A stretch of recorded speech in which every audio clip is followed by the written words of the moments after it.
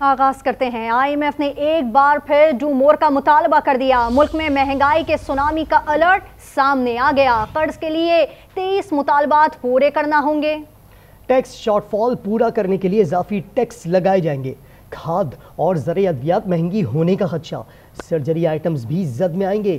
گندم کی امدادی قیمت مقرر کرنے پر پابندی ہوگی۔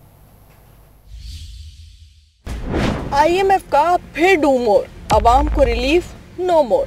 قرضے چاہیے تو آستینیں چڑھاؤ، عوام پر نئے ٹیکسوں کی تلوار چلاؤ۔ IMF نے 23 شرطیں سامنے رکھ دی۔ حکومت نے اضافی ٹیکسز کا مطالبہ تو مان لیا، اضافی اخراجات میں کمی کے بعد گول کر لی۔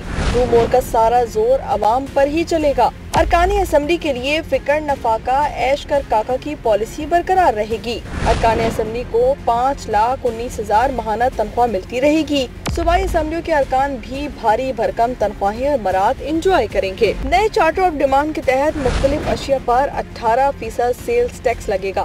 کھاد اور زرعی ادویات 5%، فیڈرل ایکسائز ڈیوٹی کی زد میں آئیں گی۔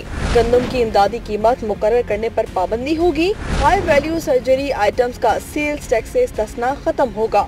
سرکاری ملکیتی اداروں کے قانون میں تبدیلی کے لیے اگست 2026 تک کا وقت دے دیا گیا۔ شوگر سیکٹر ڈی ریگولیٹ ہوگا۔ توانائی شعبے میں ٹیرف ایڈجسٹمنٹ اور لاگت میں کمی کے لیے اصلاحات ہوں گی۔ 40,000 بڑے retailers per point of sale system نصب کیے جائیں گے۔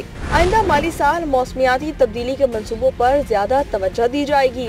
کفالت پروگرام میں مستحق افراد کی تعداد بڑھا کر 1,02,00,000 تک کی جائے گی۔ کمرشل بینکوں کے ساتھ جنوری 2026 تک 12 کھرب روپے کے معاہدے کی سیٹلمنٹ کی جائے گی۔